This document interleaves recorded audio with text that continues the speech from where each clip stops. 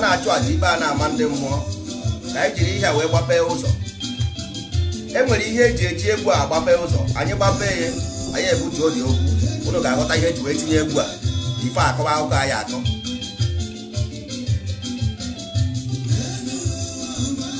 Enu ụwa ụwa bụ aja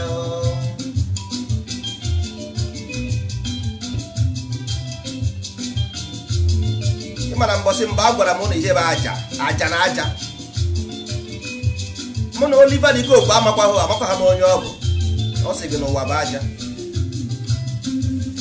Ndị ụka jekọpịrị sị gị ntụ ka ị bụ, ntụ gị ga-anaghachi. Ụmụ ibe nwee ndidi.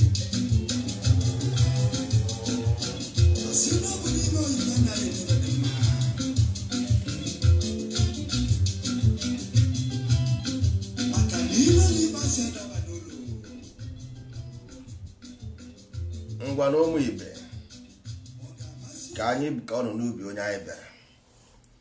Ụmụ ibe ekene m unu ndị ndozi ọdịnala, nwanne unu nwoke nọ nso ekene unu na anyị nwewu ndị ndozi ọdịnala Igbo ndị kwere n'ihe otu kwuru, ndị si na ọkụ ahụbara anyị n'aka agaghị anyụ n'ahịa anyị, ndị si na enwere ihe eji akpọ anyị Igbo.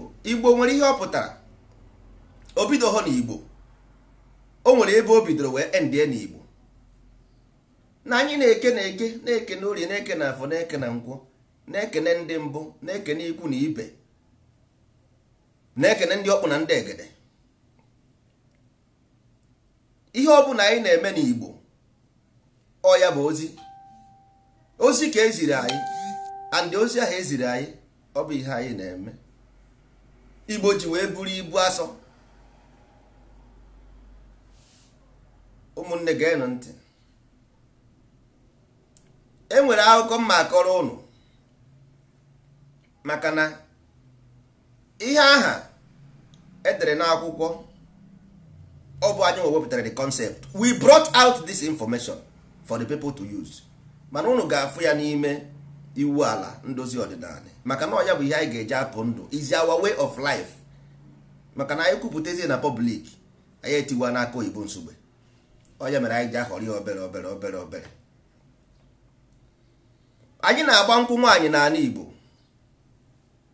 Enwere ihe anyị ji agba nkwụ. Asụsụ niile ndị Igbo sụrụ asụ, o nwere ihe eji wee kpọọ ya. Ọ bụghị datịnị mụ na ụmụana unu na-eche na asụsụ a mmadụ na-asụ na o nwere ihe ọ bụ. No, asụsụ representịrị something. Asụ gịnị bụ asụ? Asụ omendi, ọkwa imendi ihe, to mend something, ịsụ ahịhịa. Mana m jụọ unu, m ga-asị not speaking language. Isi ifuru ka isi wee pụọ na line. Ihe niile a na-akọrọ everywhere, every story ọ bụla akọrọ n'ụwa, there is a reason for it. Asụsụ abụrụ ihe aha anyị chere ka ọ bụ. Ọ bụrụ ihe aha anyị chere ka ọ bụ at all. Ọ bụ ihe ọzọ.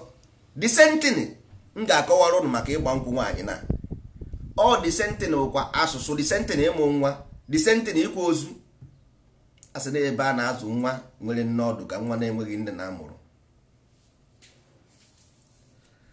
Gịnị mere anyị ji agba nkwụ nwaanyị? Gịnị mere eji wee kpọọ ya traditional marriage? Gịnị bụ tradition? Tradition bụ trade, to exchange something. Ọkwa ịma? Tradition bụ to exchange something. One. then gịnị bụ ịgba? Ịgba is to fuse something together. Ngwa na-ele n'anya. Gịnị bụ nkwụ? Gịnị mere eji eburu nkwụ? Nkwụ ahụ a na-ebu n'aka, gịnị ka o symbolizere gịnị? Ị na-anya ị ga-afụ na the same color nkwụ ahụ nwere ka this crescent moon nwere. The same nkwụ ka crescent moon nwere. Ngwa n'ezie n'anya. Ọ bụrụ na ị mara destiny, don't ever go and preach ọdịnala na omenala. Go and learn. Go to university to ndozi ọdịnala. Ị gasịa university, then you go and do whatever you like. Because the problem bụ na n'ala Igbo, ọ bụrụ na ndị Igbo ma dị ihe dị n'ime Bible, ọ kaghị enye ha nsogbu. At least ya were ya pụọ ndụ. The problem bụ na ha amaghị ihe nọ n'ime, that's all. So ọkwa na imebe ọdịnala ma omenala Igbo mara ihe dị n'ime, that means it's the same thing. Onye rere nkịta goro enwe ihe ntukwu nọ na be. Ka ị ga-esi eme omenala Igbo, you can make omenala as follow, but ihe na-ekwu bụ the people na represent the foreigners. I'm talking about foreigners. Iburu a foreigners ị chọrọ ime implement nwanne, if nwere ike imepe un company ji ha ego. How do you start company if you don't have money? How do you open a company if you don't have ọ bụrụ na ị nwere experience of computer, how do you build a computer? If you don't have experience of computer, iji ha ego, how do you build computer? Because ijide ego, ị nwere ike ịga jemitie ndị gụrụ akwụkwọ si ha ka ime invest, then nke na ha emere. Mana nke a iji ha ego, then iji kwere information. How do you do these things? Mana ya ka m na-agba ndị be all the time. I warn them. Enwere ihe akụkọ akọrọ na Israel offside ahụ ndị Jew, ọ sị na ha na-eche Mesaya, o Mesaya bịa ha gbuo ya. Ha na-eche Mesaya ga-eji egbe bịa zọpụta ha n'aka ndị Rom. Ha na-eche onye ga-eji egbe bịa zọpụta ha n'aka ndị Rom. Mana Mesaya bịara gwa ha sị ha, look at your problem, solve it, your problem, go. Ha egbuo the man, chewezie mgbe Mesaya nke ọzọ ga-abịa. Ha ka na-echekwa eruo taa. Ịma na Mesaya ndị Jew abịabeghị. Mesaya, they still waiting for the Mesaya, never come. Ihe m ji agwa na ihe a bụ na n'ime okwu a na-agwa unu ka m ga-agwa unu ihe bụ omenala n'ọdịnala Igbo. Mana ọwụ na last fight ka atọ na-etigbu ozu. Ọwụ na ekwusia dị okwu ruo na last fight, ị ga-ejizi aka gị si ewu ọ bụ ihe a bụ dị omenala a na-ekwu okwu ya, ọ ihe a bụ dị ọdịnala na-ekwu okwu ya. Ngwa gaa ntị ọfụma. Ọkwa ifuru nkwụ ahụ ebu n'aka. Ọwụ na ije wepụta nkwụ, onye ọbụla na-ete nkwụ ga-ajụọ ya, iwepụta nkwụ from that tree, onwe ha alcohol. It does not have alcohol. O nwere ihe a na-akpọ yeast inside it. Yeast ya dị inside it dịkwa na air. Once o wepụtara dị mmanya from that place, ikuku mesa ha anya ya, obido fermentation. Fermentation ọ na-eme obido produce be alcohol. That means mmanya was born without alcohol. Ngwa n'ezie na ebe dị message na-eje. Mgbe aha nwaanyị a bụ mmanya aha na-eje imeti that man ka ọ chọọ onye aha nwe mmanya aha, onye aha ga-anụ ya ka ha gbaa ndụ. Now ọ na-achọ ịgba ndụ with the tradition. He want to make agreement with the tradition. Tradition what? Trade, which means tradition bụ trade. Okay, now this trade ọ na-achọ ime now with what? Agreement ọ na-achọ ime with what? Which omenala Igbo. Because tradition abụghị omenala. Tradition bụ that thing ọ na-achọ ime. That thing she want to do with the man is called tradition. Trade. Ọwụ na mme this agreement with you, then ihe a na-akọwazi ihe ahụ na ị nwere nwa unu ga-amụ, which is future. Unu ga-amụ nwa ahụ unu ga-amụ bụ the same thing nkwụ ahụ bụ ka nwa ha ga-abụ. Ịmana nkwụ ị na-enkwụ anyị ga-afụ na onwe ha mpalaka, onwe ha branches. Branches mean the different kind of ideas, different kind of problems. So nkwụ anaghị enwe branch. So mmanya ahụ ibu onwe ha any contact, onwe ha alcohol. Ọ mgbe ahụ pụtara outside ka ọ nwere alcohol. So ọ na-achọ ịgwago ọ bụrụ na ị mụọ nwa ahụ a ga-amụ nwa ahụ like otu a nkwụ adị. Nkwụ ahụ pure until breeze mesa nwa ahụ obido ferment alcohol. But ọwụ na ifuse with omenala Igbo, ọwụ na nwa a bidodo mebezie ihe aba ya isi this yeast nọ na ebe ya isi o bido ferment by alcohol bido produce be negative mind, then this omenala Igbo will channel it to right direction. So nkwa symbolize nwa ahụ ka ya amụ self, ọ bụghị maka unu nwa.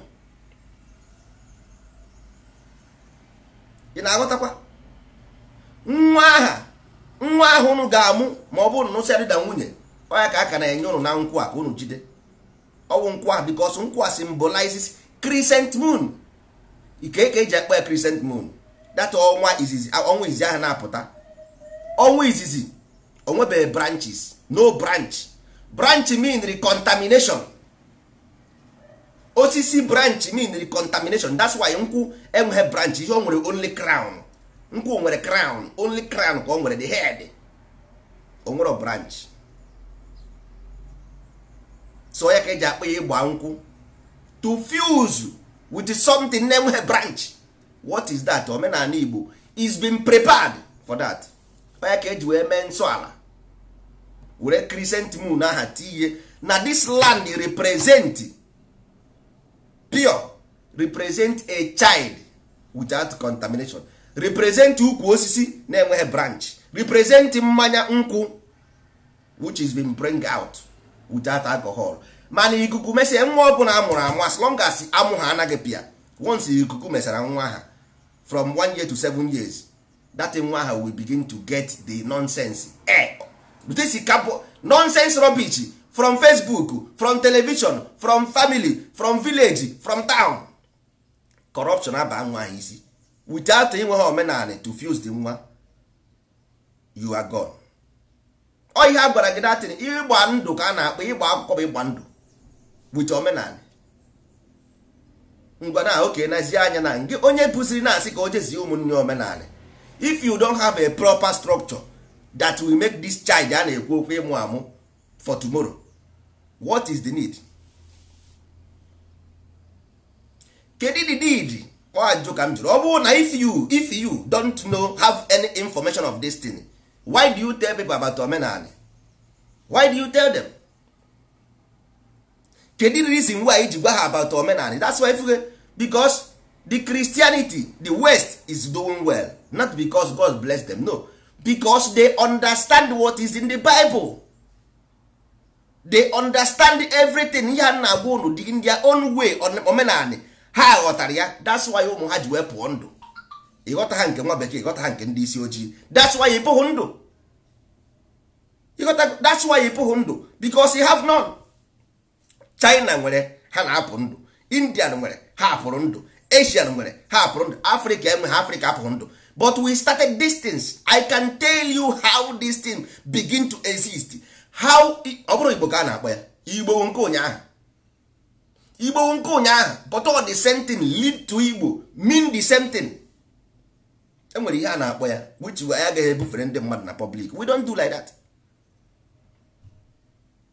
Anyị ka ya ebupụta ya n'ime akwụkwọ, anyị ga-afụ ya n'ime iwu ala, iwu ga-afụ ya n'ime iwu ala. The name a na-akpọ ya ifu the name ị na-anụ ya every day. You speak this name, you hear it every day, but ị maghị na ebe aka isi pụta ụwa. Every single word in the Bible with translation from omenala Igbo. I can prove it with you with the main name a na-akpọ ya n'Igbo. I show you, prove it to you. Gwa gị na ihe anyị bịara ebe a bụ we came as mmụọ, anyị abịaghị asị mmadụ. Anyị bịara asị mmụọ, abịaghị asị mmadụ. So nsogbu gị ebe ahụ ị na-achọ ya ọ dịrị ya, because ibu alọ ka ibu, and ibu alọ ebunyere gị, you can never, that is an oath, is an oath made with your ancestors that you have to rescue people. The life is on your hand. Ụwa anụnwa bụ n'aka gị ka ọ dị. Ọ bụ ngụwa with the crucifixion, ọ bụ ngụwa with the resurrection. You crucify and resurrect, then ọkụ agụnye nwata n'aka anaghị ere nwunye. So kekwe nnọkọta nnọọ ije na be ekwentị na-akụrụ ya aka n'ụzọ si emeghe ụzọ, while ekwentị a then give it to you for you to use it to crucify. How can you onye nwe nyere gị taizi nwe mụrụ amụ ka ị nọkọtaziri na-ayọzi biko? It make no sense. It make no sense at all. So the problem bụ na unu aghọtaghọ ihe bụ Igbo, unu aghọtaghị ihe bụ Igbo. Eme ga-eme ya explain one after the other, but nwanne ọ bụrụ ihe Facebook, ọ bụrụ ihe public, no. ọsọ ndị isi ojii na-eme apụta na public akọ nonsense. Nwanne, every information anyị nyere gị ebe a, go and look for it, go and verify both home and abroad before nwa bekee mebe ihe a na-akpọ baptism. Anyị ma ihe ọ bụ, anyị ma ihe bụ ihe ụwa. All those things are concept, but ọwụ na imesịa ya ịmazie mmọnwụ, ọ mgbe ahụ ịbara mmọnwụ ka a ga-akọwara gị ihe bụ ihe ụwa. Ịgafekwe ihe ụwa, imechago ihe ụwa, ịbazie mmọnwụ akọwara gị ihe ọ mmọnwụ ka nwa bekee na-akpọ confirmation. Ihe ndị a na-akpọ n'ụlọ ụka na-akpọ sakrament dị asaa. Ihe ahụ n'ime Igbo cultivation ka esi wepụta ya, because ihe anyị nwapụtara ụwa, the reason why we are here, because anyị bụ ibu alọ, the message e nyere anyị, because everybody for n'ụwa, every animal they have a mission from A to Z. Everything on this earth nwere portion ọ na-arụ. So your own portion bụ ihe na-agwa gị ha, your portion is to take care of human being on earth. Ọ bụ ibu alọ heavy load ka a na-akpọ ya. Nwa bekee ji wee je were ya wee je mee ihe a na-akpọ obey Jesus Christ, obey eboro Jesu. This is the concept ha ji wee mee that thing. But ndị be anyị amara ihe a na-akọ. Ihe niile ikere n'ụwa enyere gị enye, ihe niile adịkwa n'ala Igbo, ọ dịkwa ya, mana nwanne ịra ihe ọjọọ ara gị n'ala Igbo. Ana m ekwu ya mgbe ọbụla, kwa ifuru ọchụ, the highest thing ga-emebi igbu ọchụ. Ọchụ akwụkwọ ha na onwe mmadụ bụ igbu nna gị, ịhapụ ya ogbuo ya, ọkwa ya bụ igbu ọchụ. Igbu ọchụ bụ igbu onye aka ya dị ọcha, ọ ya bụ ọchụ. Onye enwe ihe o mere gị, onye enwe ihe o mere, ọ ya bụ igbu ọchụ. A sị na anyị nwa gị ma anụmanụ ma o nwere ihe onye na-akpọ nua na akwụkwọ ndị nwa bekee na-akpọ nua. Ọ sị ma anụmanụ ma ihe niile, ọ kpọrọ ya baa n'ime ụgbọ. Ka ihe o ji kpọrọ ya baa n'ime ụgbọ ahụ, o nweghị ụgbọ dị there, there is no ụgbọ there. Ihe ahụ cultivation ka a na-ekwu maka ya. You have to cultivate animal, cultivate human being, cultivate the beast, cultivate also everything. You have to, is your responsibility. Ọ sị gị jee n'iro, jee confess your sin openly. Ndị Igbo na-akpọ ịsa n'ọnụ. Go and confess your sin openly. That is the symbol of aja anyị na-achụ n'iro, nothing more, nothing else. That's why eji achụ aja aha n'iro. Ihe awụ ihe ndị gboo. I my home mean, I my hope is about your mind, circumcision of the mind. This is about circumcision of the mind. Nwanne, ọ bụrụ maka egbe, ọ bụrụ maka ọgụ, ọ bụrụ maka ihe. But once you understand life, nwanne, everything will be under your rule. Nobody can win you. Nobody can do you anything. Nobody. Because the world is governed by force. The world we live is governed by force. So this force live in everybody. All depend on your own category and your own attitude. All level big ano. Mana ọ wụzie na ngị nwa bụzi onye buru ibu arọ, na ngwa bụ ibu arọ bụrụzi onye izizi abụrụ onye ikpeazụ. Nwanne ọ bụrụ maka mụnwa, I don't know. Ihe m na-agwa unu bụ ihe mma. What I know is what I'm telling you. You can never see it in any book. I can tell you history of Igbo land from the beginning to the end. Any Igbo culture, I can tell you from beginning to the end. Opera about to boost, opera about to mouth. This is what I've been created for. I made it for. Ihe m bịara bụ to give you the information of your ancestors. Each or you take. If you don't want, you don't take. I don't care. If you like, you take. If you don't like me, I don't care. Because I know nwere ndị ga-ekwenu, nwere ndị na-agaghị ekwe. Mana ndị agha kwerenu, we at the end of the day we be the beneficiary. Ọ ndị kwere ekwe, because asị onye kwere chi ya ekwere, ndị na-ekweghị chi ha agaghị ekwe. Onye kwere chi ya ekwere. So ihe ndozi ọdịnala bịara bụ ka just to that thing dị n'ala Igbo to give you as the, because every generation you never reincarnate. Every generation there must be a reincarnation. So in our own generation, the reincarnation na ebe a bụ ihe m na-agwa unu. Nwoke m Chukwuma ọ bụrụ na ị naghị anụ oyibo go to your house and sit down. ọsọ gị na-asụ Igbo, ị na-asụkarị m n'Igbo, ịsụkarịghị m n'Igbo. Kedu ihe ịma a na-akpọ Igbo? Jụọ ezigbo ajụjụ, ask good question, jụọ ezigbo ajụjụ. Ihe a na-ekwu ebe ma ihe bụ nkwụ. A na-agwa gị about ịgba nkwụ kama ị ga-ekwu okwu about ịgba nkwụ ikwu okwu oyibo. Onweghị onye ịsụkarị n'oyibo ebe a. Gịnị na-eme ndị Igbo mgbe ọbụla a na-agwa ha okwu a na-emegheri? Kedu nke bụ ịsụ Igbo? Enwere onye kedu ihe bụ Igbo? Gwa m ihe bụ Igbo. I want you to know. Gwa m ihe bụ Igbo. Ị na-asụ Igbo. A na-ekwu okwu nkwụ kama ị ga-asụ kedu ihe bụ ịgba nkwụ. Kedu ihe bụ ọnwa aha etiri n'ala aha dị dị. Kedu ihe bụ ọnwa aha? Ọchụ oyibo asị oyibo asịghị ya. Ndị mmadụ sef. You want to be proud of your language? Yes, of course. Onye ọbụla chọrọ nke ya. Ihe m na-agwara gị ya nwanne, iruo na be gị ịchọ ịsụ Igbo achọghị m ịma. Enwere ndị amụrụ n'ala bekee, nwee ndị amụrụ na Amerịka, nwee ndị amụrụ ebe dị iche iche, nwee ndị amụrụ na Lagos, nwee ndị amụrụ na Abuja. Ha asụghị Igbo. Can you deprive them? Ị ga-achụpụzi ha na ha amaghị asụ Igbo nwanne? Ị ga-achụpụzi ụmụnne gị na kedu ihe ọjọọ ha mere na mma ha jere mụọ ha na Abuja ọsụ họrọ ya Igbo? Kedu nke bụ nsogbu ha na mma ha jere mụọ ha na Abuja ọsụ họrọ ha Igbo? Kedu ihe onye Igbo amụrụ na Amerịka amaghị asụ Igbo o nwere ihe ọjọọ mere? Why can't we carry them along? Why? Kedu maka ihe ọ bụ? Kedu ihe mere na enweghị ike? We can't open our heart for 1 minute. Ị na-ebe akwa na a na-egbu gị egbu, a na-eme gị nke a na-eme gị nke, but your heart is blocked like ice block. Obi gị kpọrọ nkụ. Kedu ihe na-eme ndị mmadụ? A na-atụrụ gị Igbo, a na-atụrụ anyị Igbo, sụrụ anyị Igbo, sụrụ anyị Igbo, sụrụ anyị Igbo. Nwanne anyị niile na-asụ Igbo, we speak Igbo. Anyị niile na-atụ Igbo. Nwanne anaghị eme ya ignore. Ịgba ya nkịtị ojekwa ebe ọzọ kwuo ya. Anyị ama m ihe mere nji wee zachiga ya azụ.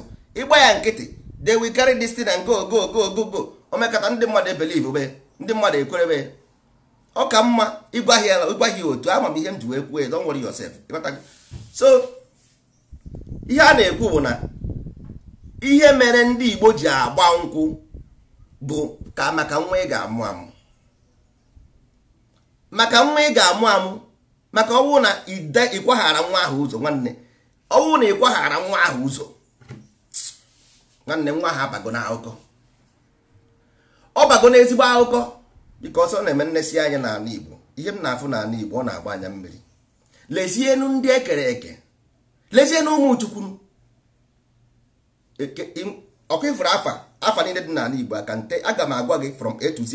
Afa ọbụla dị n'ala Igbo aga m agwa gị ihe ọ pụtara. Ha niile about creation, about mind cultivation from A to Z. From A to Z, mind cultivation, all of them. How comes? Nna nwanne, jugodo onwe gị ajụjụ. How come o ji wee bụrụ na the whole name si n'ala Igbo is about the mind cultivation? Nwanne, ihe a na-ekwu abụrụ about building mansion, abụrụ about ihe a na-akọ. Go to Malaysia, go to Thailand. Ndị anụnwa bi n'ikpere mmiri, but they are happy, they eat belefu. They have no bridges. Ndị na Spain here, people na-agba plane from Spain gaa to Thailand n'ime ọhịa. Na Thailand n'ime ọhịa banye ọkada na-awụgharị ebe ahụ. Na Thailand o, gaa n'ime ọhịa na Thailand na-awụgharị n'ime ọhịa. Can somebody, mmadụ enwere ike isi Spain gaa na your village na-akpagharị without any escort? Mmadụ enwere ike isi na Spain gaa na your village without any escort buru machine na-akpagharị? Ana m ajụ ka m na-ajụ. Mmadụ nwere ike ibe na village unu from Germany, onye Germany don't know anywhere in Igbo land, ba plane go to Igbo land, spend his money and go back. O nwere ike ime? Ajụjụ ka m na-ajụ ụmụ ibe. Hey, the Nigeria will not let you.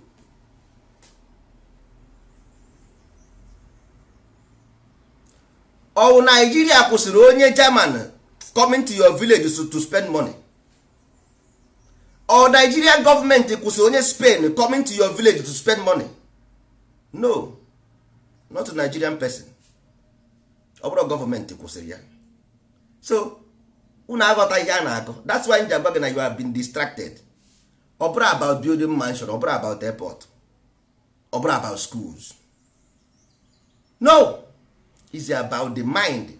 Once you get the mind, nwanne, look, let me tell you something about economy. Ndị nọ n'ala Igbo ru 20 million sọsọ ala Igbo.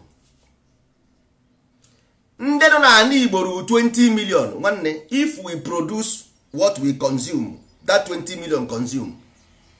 Owo na I produce that only people nọ n'ala Igbo. Let us focus. Our economy should based on these people be n'ala Igbo. Ka ha na nni, they eat food abi, they eat. So I produce that food. Ha na-eyi akwa. We produce the akwa. Ogoro ma akwa, ngorie nni, ogoro ma ọkụ, ngorie nke. At the end of the day, we change everything we produce within ourselves. I change this thing when this is economy. We spend what we have and get it from the other person. Change anything within ourselves. Under there, those people there, they can do it within themselves. Because they don't understand the structure of life. That is the problem. Ofonye ga no America, not England, na akọ gidi nonsense. Ọ na ebe ọkụ na-enwu n'enu. This person does not contribute zero to develop that land. Ọ na-arụ ọrụ na nke onye ọcha create. The company they work, white man created. All of them. The company they work in Europe, white man created. All of them.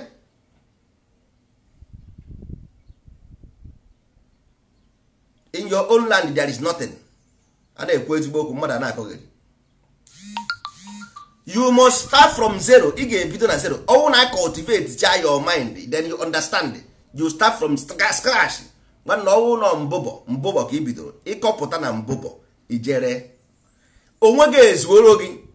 Then only then somebody can come from Europe, go to your village and spend money. Be na village you rent here house. Spend here 1 week, 2 weeks, on Osiona. And when you want a village, you know the old enough. Go there and clean it, make it a tourist center. People just may your mama does this year Ghana Facebook post where no so place. People will come from Jamaica, go that place, spend their money. But you want to have a 5-star hotel. Can your 5-star hotel better than American 5-star? Ndị soji amara ihe. America nwere 5-star, want to build 5-star. Why don't you make it African style so that they will look for Africa? If they want 5-star, then go to Las Vegas. If they want 5-star, they go to Las Vegas. So you must make your own African style so that they will come to Africans. Because if they come to Africa, they want to see Africa. Ha chọrọ ịfụ Africa. Onye bịara Africa chọrọ ịfụ Africa. Ọ chọghị ịfụ America. Ọ chọrọ ịfụ America, o jee America na.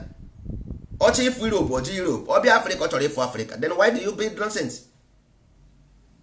Go to Ogbunike Cave and mezie ya ọfụma.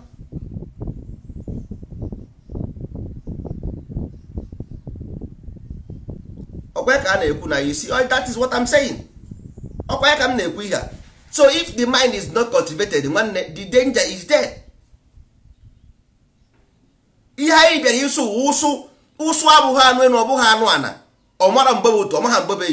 So it must be cultivated. If not, they will kill you off.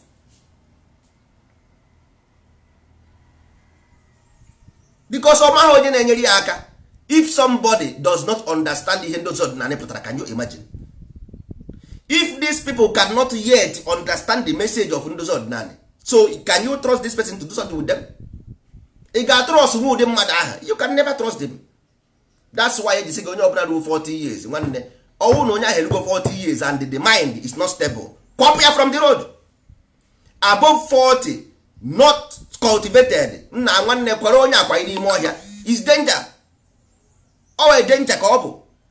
After 40 years, not cultivated, one disown what the person, whether father or mother, kwapu ya n'uzo. Look at the African president. Don't you see them? Look at the African president. When get below 40. And when get below 40, there is nobody below 40. That is the problem. And I go bullshit. Look at common my sister inside there, they want to invest in their land and they want to kill them. And the same person now complain, wow. O ji egbe, ọ gaghị eji ejekwuru ndị iro, oji tọrọ nwanne ya, oji dị egbe jee juo ochi na nke nwanne ya nana nwanne ya ego, o jikwa egbe. Ụmụnne na complain sị ya ejighị egbe, ndị iro na-abịa na be anyị gbuo ya ejighị egbe, mana ọ ga-eji dị egbe je tọrọ nwanne ya atọrọ. Why? The mind is not cultivated. Go to Thailand, nwanne gaa na Thailand, ị ga-aga na the poorest village in Thailand, walk there alone, nobody, no security. Go to Vietnam, go to all those poor places in Asia, ị gasịa there na no problem, because the mind is cultivated. Because onye bịa na village unu bịara spend ego, onye bịara na village unu bịara spend ego, the person came to spend money, so ị ga-enye the highest honor. So ọwụ ndozi ọdịnala ga-ebido ihe a na-agwa unu, will begin to renovate abandoned places, make them tourist center. Anyị nwere ike idebe the bus na Lagos, tinye escort maka na ya mara ụzọ Lagos ahụ ka ọ dị, we don't know. Ihe anyị ma bụ nri ana Igbo, anyị tinye escort oruo na ana Igbo nọsịa, ọ na akwụkwọ na airport Enugu na arụ ọrụ good and fine. Nwanne ọ bụrụ na enweghị ewe anyị awa awe, ọ bụrụ na enwere ụzọ anyị awa ụzọ, we can, anyị nwere ike iwu ụzọ anyị wara onwe anyị ụzọ. If there is no way, we make a way. If there is no way, we make ways. That's why nna gị nyere gị that Igba Nkwu. They gave you Igba Nkwu for this purpose. Ọ bụrụ just ije nụrụ nwaanyị bụrụ na-akụri, ọ bụrụ maka ịnụ nwaanyị iburu nwaanyị na-akụri, ọ bụrụ ya. Ihe nyere gị Igba Nkwu ahụ for you to know that you are going to have a crescent child without branch, pure child, like mmanya nkwụ ma ọ bụ na-etepụta ya. Ọ ihe a gwara gị, iburu mmanya ịṅụsịa iruo na ya dị mụọ ụmụ 20 gasa nke anwụ nke azụrụ azụ. Ihe awụ ndị irresponsible na ịmakwana to nature or abomination refuse discipline. Ịmakwa ihe, because that on the indiscipline will lead to your death and untimely death. Indiscipline lead to destruction. Indiscipline lead for everything. Nature or abomination, indiscipline abomination to nature. Indiscipline abomination to nature. But by no common sense, common thing, they will not understand. Ihe ndozi ọdịnala bịara will focus on an Igbo, on development of an Igbo in our own image and likeness.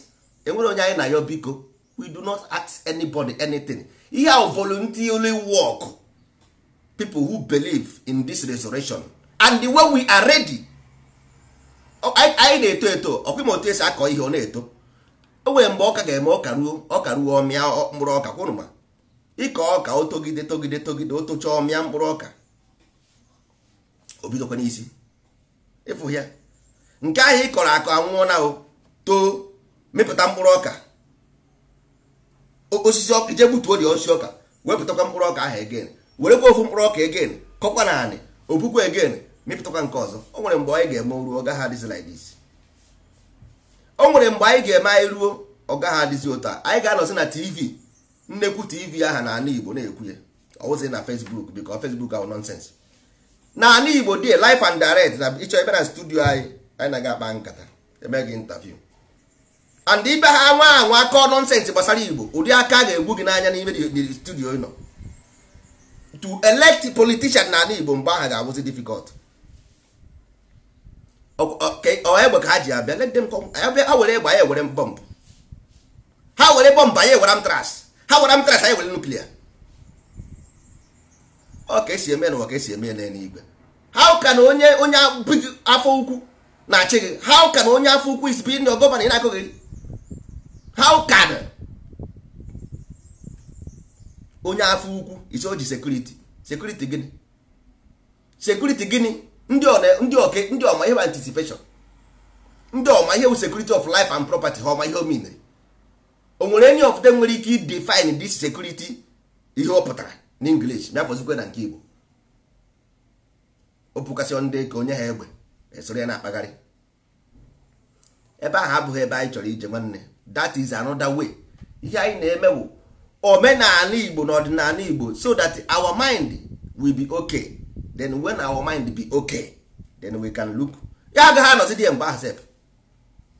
Ọwụ na our mind dị okay, you can never have those politicians in your land because your mind is not okay. That's why you have them. Ihe a bụ everybody na-ata dị ahụhụ because ndị a na-azakwa afa ndị Igbo because them themselves they are in the same soup. You go to church to worship, but you are the Christ. How can Christ go to church and worship? Because Christ means crucifixion. O ibu aso, Igwa bụ onye bụ ibu aso. Igwa bụ the ibu. That is the identity you have as Igbo person. How can you go to a church and worship them? After worship, everything, nothing. Onweghị onye si gị nọdụ na ya dị everyday ekpeme ekpere. Ọ bụrụ ihe a na-ekwu maka ya n'ọwụ na the mind should be correct. The mind adịrọ correct. Anyị bụ ohu nyere onwe anyị. The mind adịrọ correct. The mind is not working properly. Whether me nọ na America, whether me nọ na Spain, whether me nọ na England, whether me nọ na Nigeria, until you build one structure like every other person, like the Judaism, like Christian, like every other person, until then you are nobody.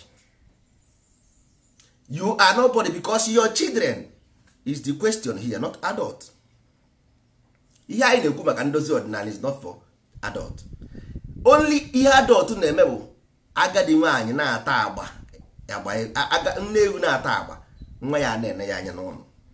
That is why you have to do all those festivals so that your child will be watching you. So your child will be fused within that thing. Festivals abụrụkwa nke a ndị a na-akọgeri. Standard festival ọ ga-eme nwaanyị ruo na ebe ọ bụla nwaanyị na oruo ebe ahụ ọ dị proud of himself. Ọ bụghị oruo o nwere ike nna ya kpọrọ ya o nwere ọba mistake o nweta American visa ja America oruo ebe ahụ si hi. So how can America is like this? In my village we are doing ọ gaghị abatazi na ọ gaghịzi abata, she will not come back. That is why anyị kwesịrị ịghọta. We have to understand. Ka anyị ghọta destiny, anyị ghọta destiny ọbara anyị uru. Unu a na-eche Jewish Messiah with guns and bullets. It will not come. No Jewish Messiah with guns and bullets nowhere on earth. Change your mind and become the Messiah. Change your mind and become the Messiah. If we have non-so Messiah, if any Messiah, if we have 50 Messiah, 100 Messiah, we won. You want to wait for one Messiah be? How can one Messiah be? He win everybody. Everybody become Messiah, then we win. If one person become Messiah, he will not win. Ofu onye ọ na-esiri ọha ndị Igbo. Ofu onye ọ na-esiri ọha. Ofu onye siri ọha ndị ọha ericha ya. Ọha siri ofu onye ọ gaghị ericha m. Ọ ihe a na-ekwu maka ya. So ọwụ na anyị dịka ukwu azịza bụrụ Messiah, nobody can stop us. Then we go for conquering. We go for conquering. We are not victim. We conquer. If you come to Igbo land isu Igbo, ị na-asụ Igbo, ibi ebe ahụ bụrụ onye Igbo. Anyị emego onye Igbo. Also gị si Yoruba bi ebe ahụ, come here, we change your name to Nonso Ifeanyi. Ịbịa with Olumide, we baptize you. If before you can come into ọdịnala Igbo or omenala Igbo, you have to baptize. Ị ga-eme yi ụwa, zabasi afọ Igbo before you become one of us. You must convert to be an Igbo man. We don't care where you came from. Also kwa kisi kafanchane, as long as you convert, may baptize, we allow you, we welcome you. That is how you do it. That is how you multiply. Okay, si men, okay, si men n'Igbo. Ị gaghị asị anyị na Igbo onye Christian bụrụ onye Igbo. Ị ka awụ onye Igbo, we don't care about onye omenala ma onye ndozi ọdịnala nke anyị na-eme, we don't allow you. Ị ga-eme baptism, imesịa baptism. Ị na-azikwe na ya adịghị, you can do whatever you like. But with time, if you na ndozi ọdịnala blessing to you, then you have to abandon nonsense. Because I mana ihe ahụ nonsense gị na-eme. There is no life. Life is being created. ihe niile ị na-eme n'ụwa is been created, so why do you take the one you don't know, leave the one you know? Were nke ịma, we have to teach you. Your children, we teach them from childhood so they understand. Once they grow up, ha ba mmọnwụ, we put them to mmọnwụ to teach them that thing. We tell them fairy tales in water, we tell them the meanings na mmọnwụ. After mmọnwụ, ha agbagote nze na ọzọ. After nze na ọzọ, ha ba nze ha ba ọzọ. They serve the society. You must serve the land 2 years. Oh, a must. Ị gasịa nze, ị ga-serve the Igbo land for the patriotic. For you to be patriotic, and you benefit free education, everything free. But now I need the government to run this thing. We don't need government, because government is the society. All society with the government. I want to have fight. I will fight them. That time we have the power to fight, because that's an Igba. But onye ga fight. Nobody will fight you. Nobody, because onye na-achụ. I need the skyscrapers, I need the mansions, I need the bridges. Ka anyị zagodi ụlọ anyị, let's clean it clean. Ka anyị keep it. Nke obere aha iji is poor, but let us keep it clean. Let us keep it clean first. Then if you keep it clean, the God will descend to live there. Then you will begin to match the enemy. If your house is dirty, poisonous snake or him, your brother will be the first to strike you. Your brother will be the first to strike you, because he will poison. Alibo is poison. Now is poisonous. You cannot build anything in poison land. No. Our hope is in the children, not the adult. But the few adult I get when I get crush the whole useless adult. The whole useless adult, either you believe or you don't believe, because we don't need nonsense in this land. I need the nonsense here, because our nature you have to sacrifice for it. If we want to go thing, let us lay our sweat. Let us swear and lay the sweat in the land. They say, now this land it will not go away. Then we work for it. We construct it, cultivate it, build it with our sweat. Yes. Then if the land will defend you, the land will defend you, because if you thou shall give, thou shall take. If you give, you take. You don't just you never contributed anything to the land, and you want the land to bless you. How can a land that you never contributed anything will defend you and bless you? Onye be ka ọ na-eme. That's why we suffer. We do everything that is possible. Obere our heritage center is opening.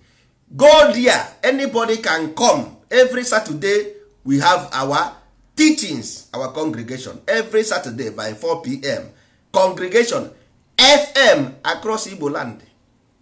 Anywhere. So ka anyị gwa ha na ihe nna nna anyị mere for you to go to heaven, to ascend you. N'eluigwe. Eluigwe abụrụ eluigwe n'eluigwe. No. Eluigwe bụ above the society, above the mountain. That is your higher. Your mind is higher above others on earth. Ihe na ya ka na-akpọ eluigwe. Ọ bụ eluigwe n'Igbo. Ọ bụ nka ọ bụ heaven n'oyibo. Eluigwe n'Igbo abụ heaven n'oyibo. Eluigwe igwe mmadụ. Igwe mmadụ. Above igwe mmadụ ka a na-ekwu maka ya. Eluigwe nke ndị Igbo bụ ihe ha. Nke ndị nwa bekee ama ha ebe nke heaven ha. Ama ebe heaven dị. Don't ask me because I don't know. Ihe mma bụ eluigwe above igwe mmadụ. That is your mind is above igwe. Ihe a na-ekwu maka ya. So that is what ihe nna nna gị mere. So onye ọbụla na Igbo, they should understand this thing. That's why I get na FM to explain to them ịgba nkwụ na ihe ịgba nkwụ pụtara. Na nwa gị need all the right of the nwa. If not, why did you go native doctor, go to church looking for a child to do what? Okay, then why did you need this child if you don't have any plan for him or her? why did you need it? Please, I want to know. Achọrọ m ịma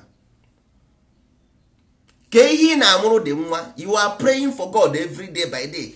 God, please, nwaanyị ajadi, I don't have children, please God bless me with child. My husband will send me away if I don't have child. He will marry another one. A ga-anụ nwaanyị nke pụọ, nụọ nwaanyị nke tọ, nụọ nwaanyị nke nụ, because ọ mụtaghị nwa. At the end of the day, there is no single plan for this child. Ị ga n'ụlọ ụka every Sunday. See Jesus bless me. Jesus anyego m nwa. Jesus ga-enye m ihe m ga-eji wee zụdị nwa. Can you imagine? Can you imagine? Jesus enyego m nwa. Jesus ga-enye m ihe m ga-eji wee zụdị nwa. Nna nwanne cheki nụ ihe echeki. Ọ bụ ụkwụ a ka ebile ga-eje eje ụmụ ahịa. Otu a ka ndị nwa jere ụka mbụ si eje. Otu a ka nwa bekee si eje dị ụka ha. Otu a ka ndị Juu si eje nke ha. Nke anyị ọ ga-adịzi iche. Nke anyị ọ ga-adịzi na iche ụmụ ibe biko. Ihe ọbụla a ga-enye anyị enye. Ịpụta n'ụtụtụ isi Jizọs nye gị. Efifie onye gị. Abalị onye gị. Sọnde oruhuru gị were obere ego iji eji tikwuo n'iko. Onye mekwe gị nke ịyọrọ ya o. Jizọs enyebeghị gị anything nke ịyọrọ ya. I were tiyo nke obere iretere n'ahịa tikwuzie n'iko na-eche mbọsị ọ ga-ebless gị. Ị na-eche mbọsị ọ ga-enye gị, ga-echegide ụwa agwa enwu. Mana ndozi ọdịnala bịara nye anyị ụmụazị gị. Anyị nwere project. Ọ bata ha na that 7 years. Ọ na nwatakịrị anyị nwere nta akara. A ga-akụzigidere ya nta akara. Kụzigidere ya nta akara. O ruo 14. O ruo 14 ọ baa mmọnwụ. Ọ basịa mmọnwụ. Ọ bịasa abụọ anyị. Ọ sa abụsị anyị na nze. Ọ bazie nze na ọzọ. Ihe a level ihe ọ ga na-akụziri everything, because in life these 4 fundamental forces is needed. Ọ dị needed. That's why ndị Igbo ji eme ha su onwe ihe na-akpọ ikwe eji esu nri. Ọ ya ka eji ekpudo ihu naanị. Ihe eji ekpudo ihu naanị bụ you only bring it when you need it. Ihe eji ekpudo ikwe n'ihu naanị na-eji asụ nri. Ekwe mana ji aha siri ike, ji siri ike, ma akpụ ịmara akpụ bụ ihe mara akpụ. Akpụ bụ ihe mara akpụ, o siri ike. I were ikwe aha ịsụcha ya ọ dị soft. Ịsụcha ya ọ dị soft, i were ezi ofe bụ gịnị? Ife to cross over something. Okay, nene anya na nri ahụ ị nọrọ eno. Ị na-agụ ya ọnụ, ọ sị gị gụọ ya ọnụ before i rie ya. Nna gị sị gị gụọ ya agụọ before i rie. Ịnụta ọdịnọdụ ịsa echirichi na akpa mba nke gụọ ya ọnụ. So ihe ahụ ị na-eme bụ ọ dị sentin ha na-eme n'ụlọ ka wute achara. Achara ha na-akpọ bred, oriri ha na-anata. Ịma na-agbaji ya agbaji na before ebidọtawa.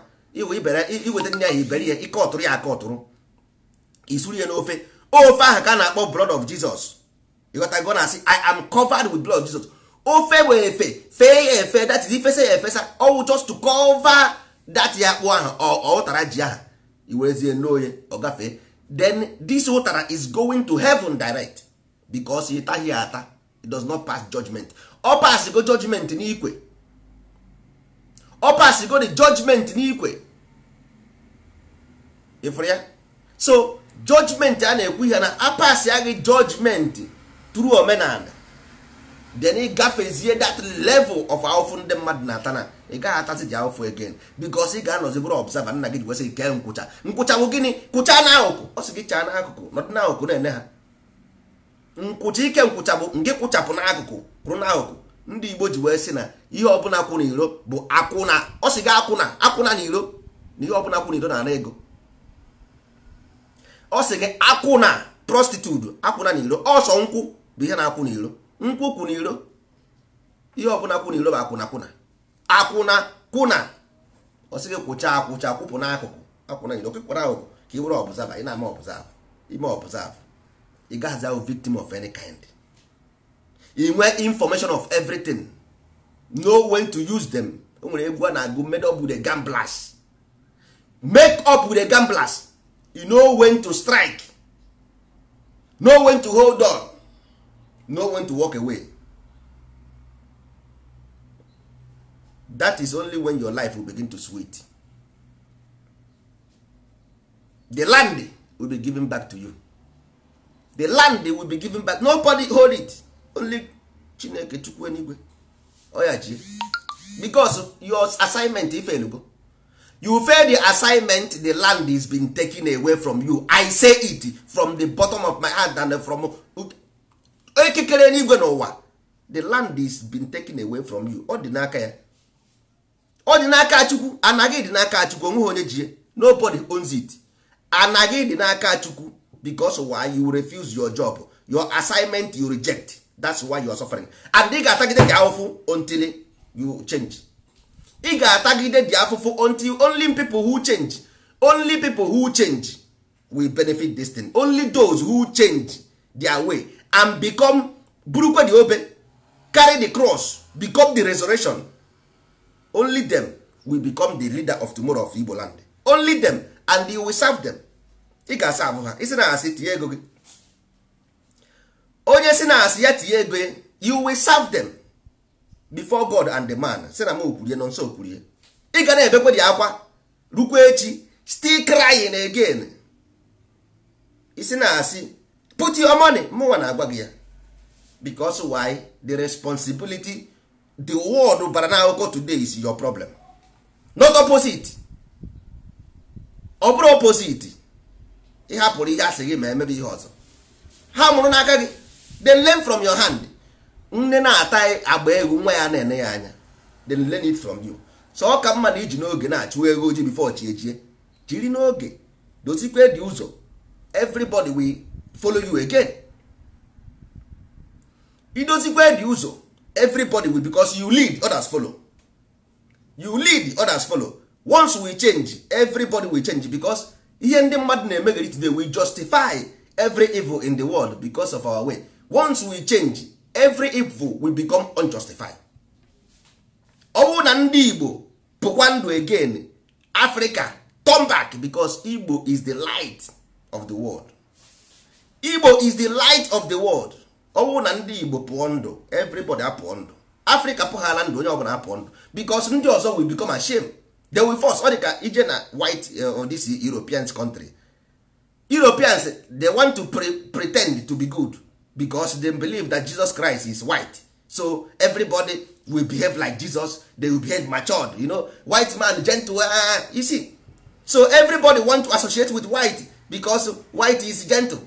That's how. So all ndị Igbo pụọ ndụ now, everybody will begin to copy Igbo. They want to be like Igbo people. So before they know what's up, they become good.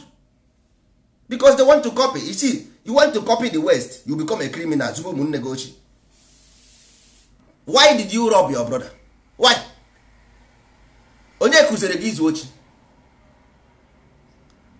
Ka ebe ndị Igbo si wee mụta izu ochi ọhụrụ na Western movie. Where did they learn it? Nna ha kụziri ha ka esi ezu ochi? Nna ha kụziri ka esi agba ama? No.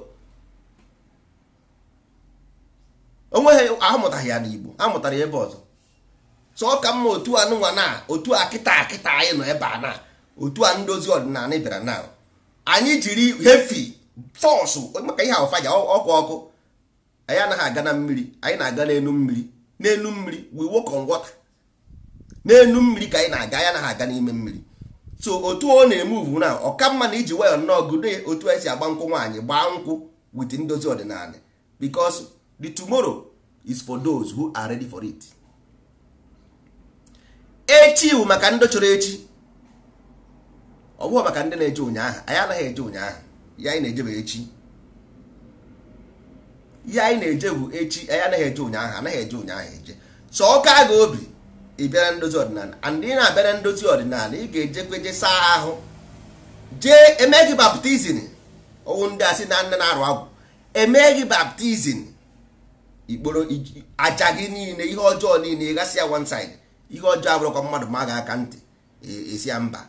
Ihe a bụ mgbe ọbụla ana m emetụ ya aka, nwanne anyị anaghị egbu onye aka dị ọcha, mana onye ọbụla mere anyị ihe ọjọọ ụwa ta ụwa ya niile, mbọtụ ọbụla anyị kpatara ya aka, he will pay for that, because nature does not pardon. Any day we see you anywhere anytime, you pay for it. Anyị gbọ agha ya aghara gị mgbọ, onwe ihe a na-akpọ mgbọ aghara.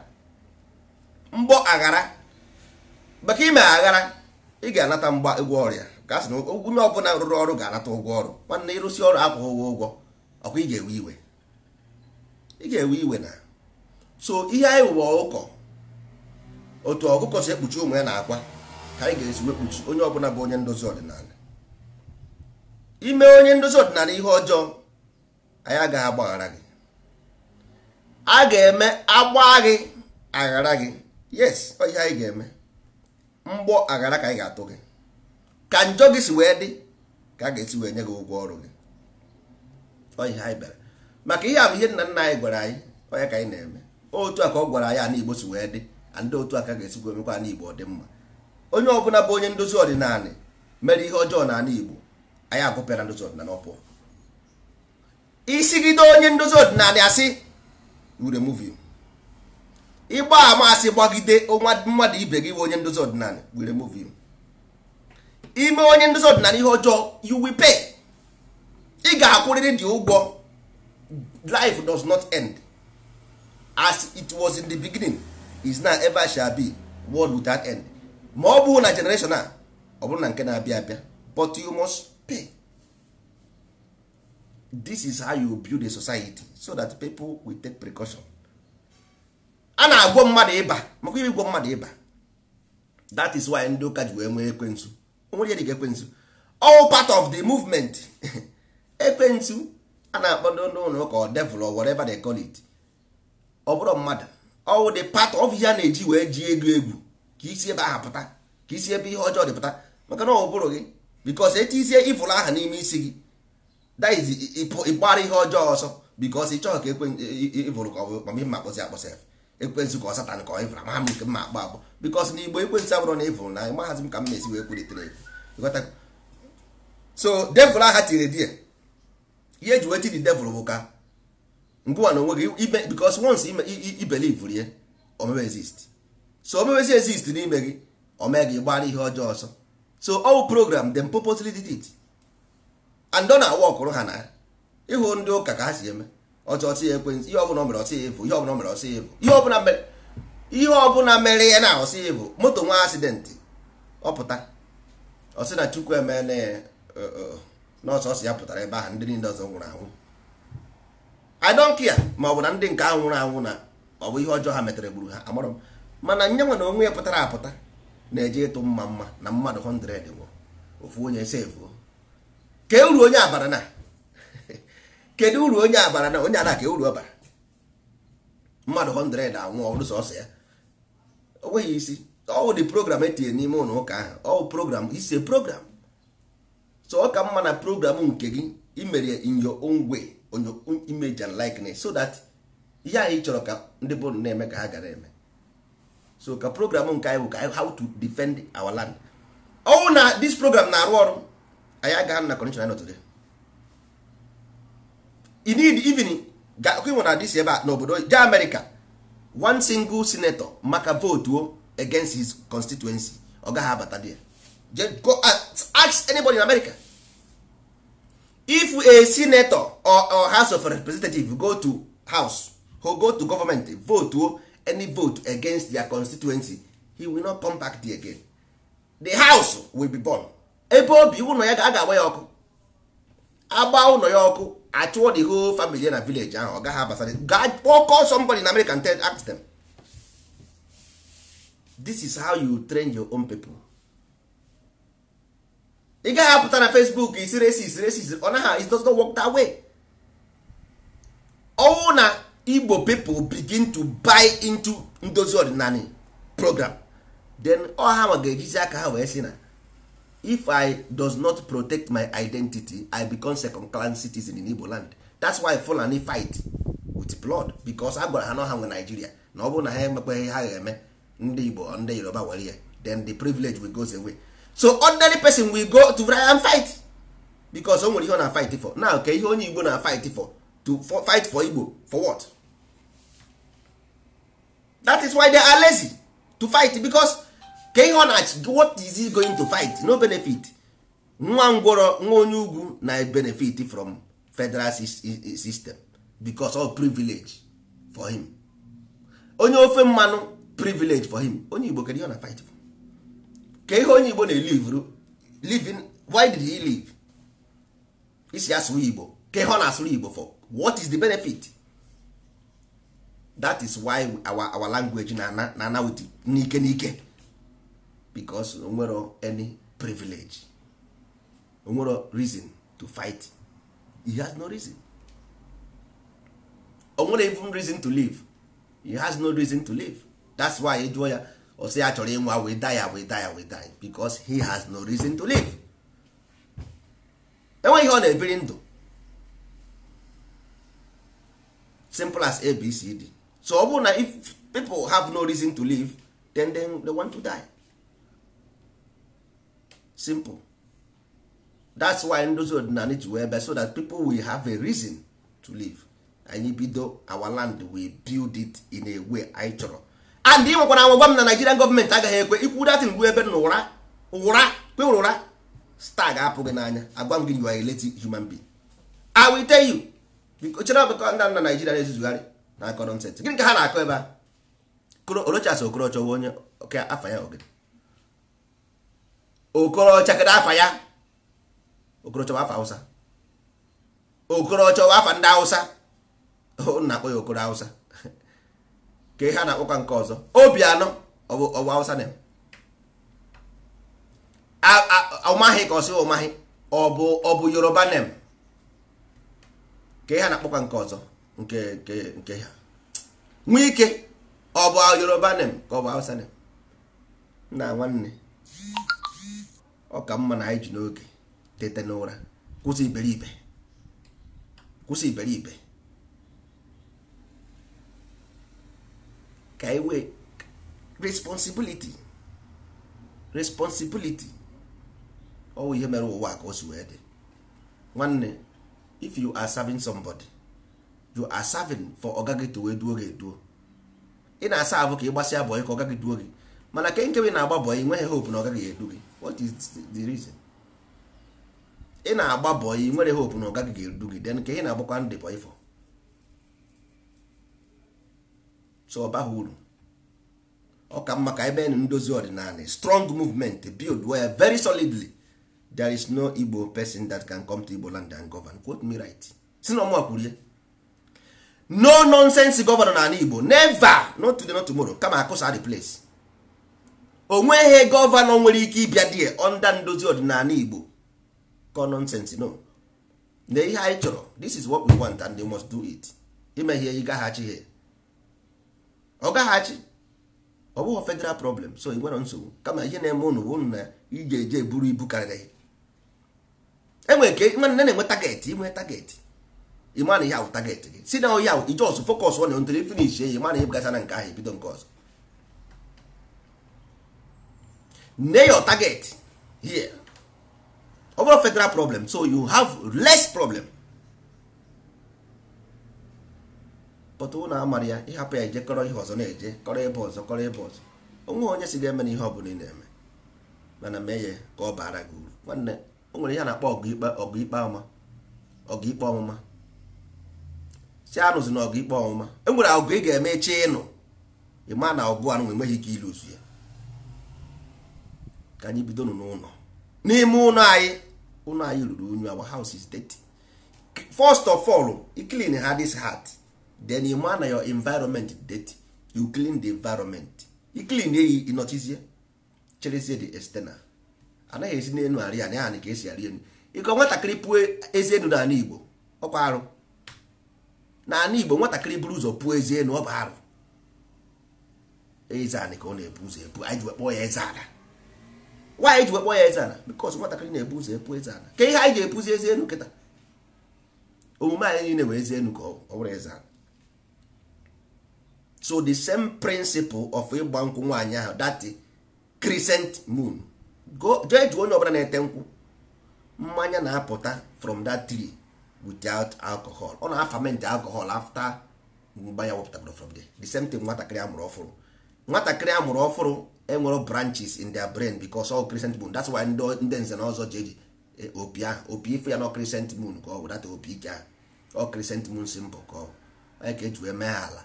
So ala will personify as this crescent moon na-enwe ha. That's why ime ihe ọjọọ achụpụ gị there. Simple as ABCD. So ọwụ na ị na-eji inu dị ị ga-amụ crescent. So traditional marriage a na-ekwu okwu ewu just to fuse with omenani, because tradition mean trade. All agreement ị na-reach with your husband to fuse with omenani so that ị ga-apụ ndụ, because nwa ahụ ị na-amụ enwe represent unu na-abụ na achịkọta aka ọnụ to give future abụrụ maka unu ga-anwụ anwụ nwatakịrị ahụ ihe nwere future, and the nwatakịrị ahụ was given to you by God pure. When the child was given to you, it was pure, so the responsibility is in your hand. This nwatakịrị was given to you pure. Anigwe agbara m osiari, anaghị agbara m osiari. Nwatakịrị was given to you pure. What happened? So responsibility is yours. Ị ga-aza ajụjụ ya. Adam ebe ka ị nọ. What happened to the child we gave to you? Kedu ihe mere the child we gave to you? What happened to it? Ọ na-ezu oche, ọ na-agba ama, o bu arụ. Esi m na ịmaghị ihe na-eme. Ụmụ ibe, ọ ka mma ka anyị jiri n'oge chụọ ewu ojii. Ka anyị jiri n'oge chụọ ewu ojii. Anyụkọ mamịrị ọnụ ọgba ụfụfụ. Ha bụrụ political movement. This is not a political movement. Ihe ahụ cultural revolution. All cultural revolution cultivate the mind of the people so that ha ga-ama when to play and when to withdraw, when to do and when to undo, when to strike and when not to strike, so that oke nkwụcha ka nna ya si wee gba ya kwụchapụ n'akụkụ ka ị na-eme observe, so that ị gaghị abụ a victim of anything. So ndozi ọdịnala ọwụ na ha dị discipline, anyị dị discipline here. Ịghọtago, onwere onye anyị chụrụ achụ, we don't send anybody away, but ihe a na-eme n'ụlọ ụka wụ ije sie dị eme njọ, ịbịa mee mgbaghara agbabata gị. Ọ bụrụ na mgbaghara ahụ a na-eme gị bụ ka Jizọs ka Chukwu gbaghara gị asị ka ọ bụrụ ya, ya bụ concept ka a na-ekwu maka ya. So ọ dị ka mmadụ mee ihe ọjọọ send ya to prison ahụ a na-ese ndị gị, ọ bụ Jizọs na enwere ike ise ncha dị prison kwụsị ihe ọjọọ, but at least o mee gị iche uche, o mee gị iche uche. If you will remove you from those ordinary, anyị achụpụbeghị gị n'ala Igbo, you still going to be beneficiary of ihe a na-eme. Mana ihe ji wọbọ gị nwere ịdịbeghị ready. When you are ready, the master will appear. When you are ready, we accept you. For now, it's not ready. That is the case. So ụmụ ibe, ọ ga-adịrị unu na mma. Mgbe ọsọ bụrụ unu fụrụ onye na-agba nkwụ, unu agwakwa ya sị ya, ị nwekwara plan for nwa, ị nwekwara plan for nwa gị, ị nwekwara plan, kedu ihe ị na-anụ? Si m na ọ ga-adịrị unu na mma ndị Igbo. Ọ dịrị unu.